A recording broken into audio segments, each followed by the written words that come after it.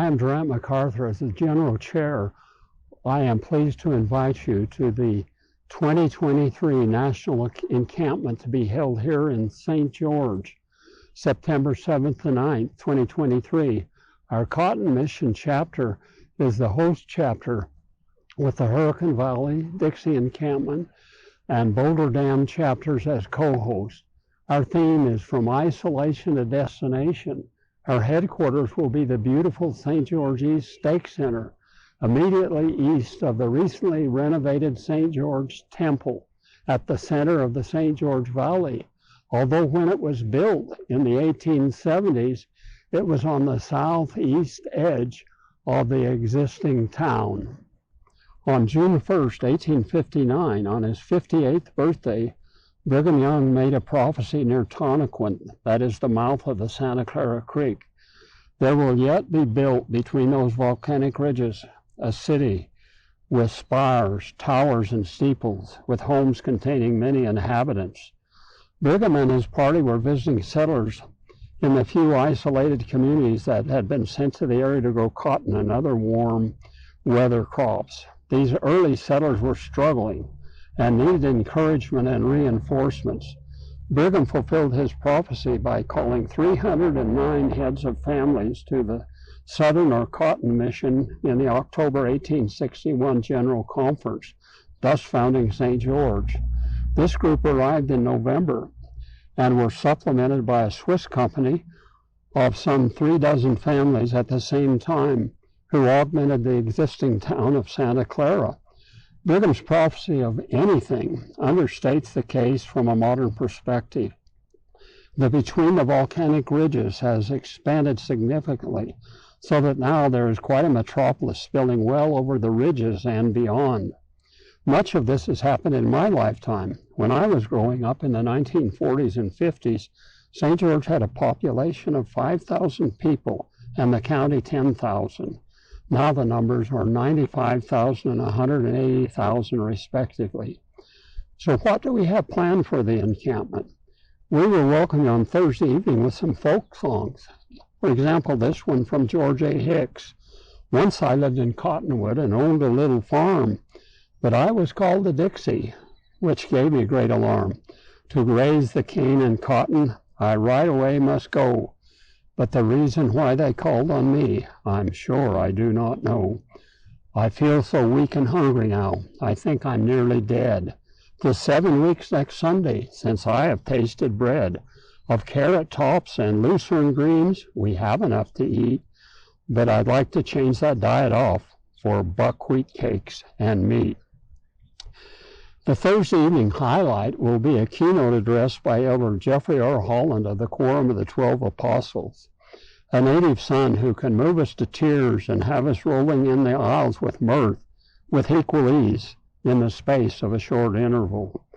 On Friday, we have several tours planned, 3 all-day tours and 4 half-day tours, and have prepared information to guide you to several other sites you could visit on your own, either Friday or sometime at your convenience. The guided tours are first to the Short Creek FLDS community, including the Leroy S. Johnson Assembly Hall, Pipe Spring National Monument, the Berry Knoll Massacre Site, and the beautiful Maxwell Park for lunch.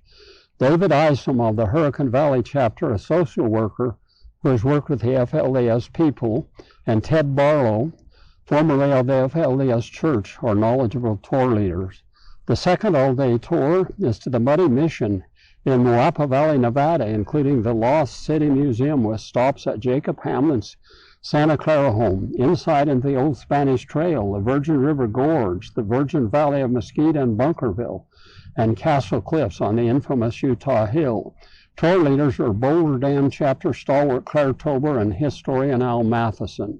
The third all-day tour is to Pine Valley with its pioneer-era white frame chapel designed by sailor Ebenezer Bryce, the Mountain Meadow Massacre Site, and onto the historic ghost town Hebron and its replacement Enterprise.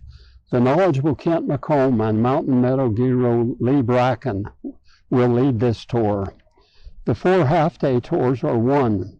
Water, the lifeblood of St. George, with the Red Rock Desert Garden, Pioneer Dam on the Virgin River, Sand Hollow Reservoir, and other sites. Washington County Water Conservancy General Manager Zach Renstrom will lead this tour. Second half-day tour, downtown Pioneer St. George with its town square, the St. George Temples and Visitor Center, the historic Tabernacle, Brigham Young Home, and other sites. This tour will be led by St. George LDS Historic Sites Directors. The third half-day tour, Washington City, where Dixie was born, including the historic Robert Covington Home, Adair Springs, and the Cotton Mill, led by Washington City historian George Staley. The fourth half-day tour is the Jacob Hamlin Home, an Indian teepee, the Santa Clara Museum, the Red Rock Quarry, which is the source of red sandstone for several Pioneer St. George buildings, with a short trail sponsored by the Dixie Encampment Mall chapter, concluding at the Confluence Park at Tonnequin, where Brigham Young, Parley P. Pratt, and Jedediah Smith made history. Friday evening, we will have a dinner program and music by the acclaimed 150-voice Southern Utah Heritage Choir. Saturday morning will not only include the business meeting and installation of new officers, but we will feature a workshop in the St. George Tabernacle with renowned local author Lyman Hafen and SUP stalwart artist Roland Lee. The President's Banquet at midday will feature former church historian, Emeritus General Authority 70, and descendant of founding Cotton Mission Apostle Erastus Snow, Elder Stephen E. Snow, who will speak to the impressive overall footprint of the Southern or Cotton Mission. We anticipate a great meeting and hope you will join us. St. George in September is a great place to be.